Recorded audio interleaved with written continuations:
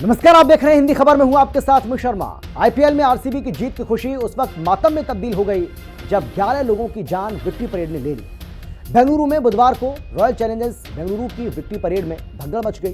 कर्नाटक के मुख्यमंत्री सिद्धारमैया ने कहा कि भगदड़ के दौरान 11 लोग मारे गए हैं और 33 लोग घायल हुए हैं जो खतरे के बाहर हैं। सिद्धारमैया ने कहा कि विधानसभा में जब आरसीबी की टीम पहुंची तो विधानसभा के बाहर 1 लाख लोग जमा हो गए थे। जश्न विधानसभा में हो रहा था, लेकिन भगदड़ चिन्नास्वामी स्टेडियम के बाहर हुई। स्टेडियम के बाहर 3 लाख लोग जमा थे। आगे उन्होंने कहा कि ऐसी घटनाएं कई जगह हुई। कुंभ मेले में भी तो 50 से 60 लोग मारे गए, उनकी भी तो जान गई थी। 50 से 60 लोग वहां भी तो मारे गए थे। खैर, ये वही कर्नाटक के मुख्यमंत्री सिद्धारमैया हैं जो महाकुंभ के दौरान भगदड़ के समय जमकर सियासत कर रहे थे। उन्होंने महाकुंभ के आयोजन पर सवाल भी खड़ा किया था। उन्होंने भगदड़ पर यूपी सरकार पर कटाक्ष भी किया था। सवाल यह है कि महाकुंभ के दौरान कई करोड़ भक्त प्रयागराज आकर आस्था की डुबकी लगाने आए। यूपी के साथ साथ दुनिया भर में, विश्व में महाकुंभ के सफल आयोजन की तारीफ हुई, लेकिन भला कांग्रेस को यह भव्य, दिव्य और ऐतिहासिक आयोजन कहां दिखने वाला है। सवाल यह है कि आज बेंगलुरु की विक्ट्री परेड 3 लाख लोग थे, वहां पर बहुत ज्यादा संख्या नहीं थी, 3 लाख लोग पहुंचे थे, लेकिन सिद्धारमैया सरकार से 3 लाख की भीड़ भी संभल नहीं पाई। कुंभ के दौरान जो तस्वीरें आई थीं, उसमें जूते चप्पलों के ढेर को लेकर विपक्ष सरकार पर मौत का आंकड़ा छिपाने का आरोप लगा रहा था। लेकिन अब ये तस्वीरें आप देखिए, जो तस्वीरें इसके पहले हम आपको दिखा भी रहे थे और आगे भी आपको हम दिखाएंगे कि यहाँ अनगिनत जूते चप्पल आपको दिखाई पड़ रहे हैं, जगह जगह ये पड़े हुए हैं। तो क्या इन तस्वीरों को देखकर वो नेता ये कहेंगे कि कर्नाटक सरकार ने मौत के आंकड़ों को छिपाया है? क्या है और क्या है वो लोग? क्या इनको अब सांप सूंघ गया है? क्या इनके मुंह में दही जम गई है? अब इस पर कुछ बोलेंगे। अब 2 तस्वीरें आपको हम दिखा रहे हैं।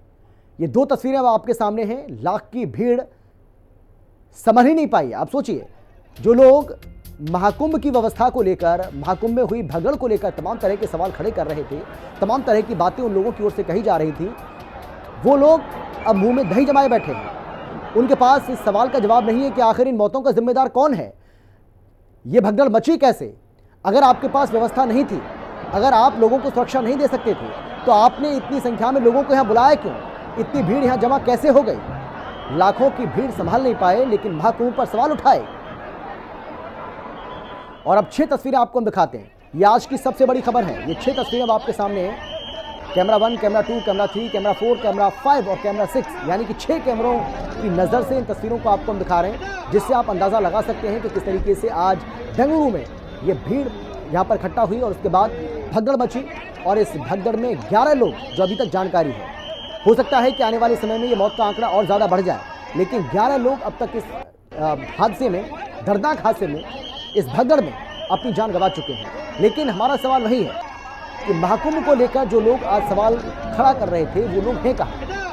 उन लोगों से भी सवाल पूछा जाएगा कि जब आप ठीक से यहाँ इंतज़ाम नहीं कर सकते थे, जब लोगों के यहाँ आने के लिए ऐसी व्यवस्था आप नहीं कर पाए थे, आपकी पुलिस सुरक्षा लोगों को देख पाने में असमर्थ थी, तो आपने इतनी संख्या में लोगों को यहाँ बुला कैसे लिया?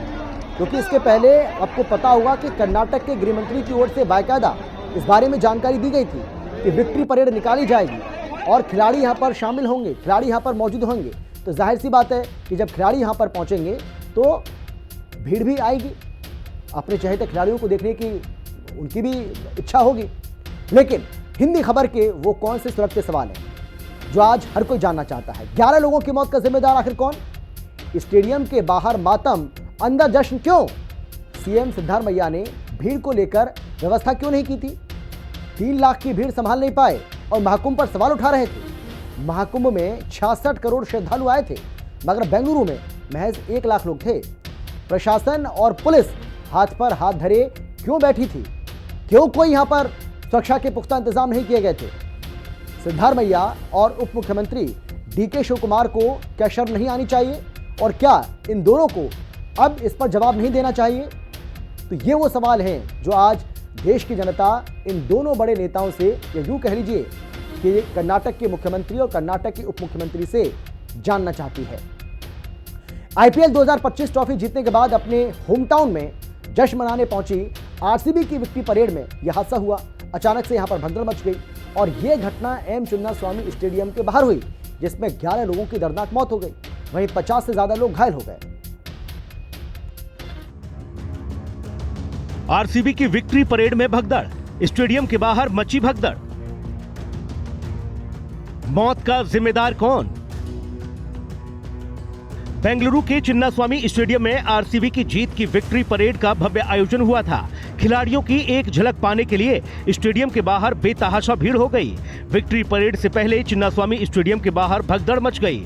स्टेडियम के बाहर हजारों की संख्या में भीड़ मौजूद थी। अपनी चैंपियन टीम की एक झलक पाने के लिए बड़ी संख्या में आरसीबी के फैंस उमड़ पड़े, मगर खुशी अचानक मातम में बदल गई। अचानक हुई धक्का मुक्की और घबराहट में लोग एक दूसरे पर गिरने लगे, जिससे भगदड़ मच गई और कई लोग मौत के मुंह में समा गए। जानकारी के मुताबिक आरसीबी के फैंस अपने खिलाड़ियों की एक झलक पाने के लिए एम चिन्नास्वामी स्टेडियम की दीवारों और बड़ों पर चढ़ गए। पुलिस ने भीड़ को काबू करने के लिए लाठीचार्ज कर दिया, जिसके बाद हालात और बेकाबू हो गए। मौके पर भगदड़ मच गई, जिसमें कई लोगों की मौत हो गई, जबकि 40 से ज्यादा लोग घायल हो गए। सोशल मीडिया पर भगदड़ के वीडियो वायरल होने लगे हैं। भगदड़ में बड़ी संख्या में लोग घायल हो गए हैं। घायलों को अस्पताल में भर्ती कराया गया है। स्टेडियम के बाहर अफरा तफरी के हालात हैं। भारी संख्या में पुलिस स्थिति को कंट्रोल करने में जुटी है। हादसे के पीछे आयोजकों की लापरवाही और भीड़ कंट्रोल करने में हुई चूक की आशंका जताई जा रही है। आरसीबी की पहली जीत और फैंस की दीवानगी को देखते हुए ये सवाल उठता है कि आखिर प्रशासन ने सिर्फ 2 लाख की तैयारी क्यों की, जब सोशल मीडिया पर पहले से ही लाखों लोगों के पहुंचने की चर्चा थी। ट्रैफिक रूट, वैकल्पिक स्थल या प्रवेश नियंत्रण जैसी कोई खास रणनीति नजर नहीं आई। ब्यूरो रिपोर्ट, हिंदी खबर।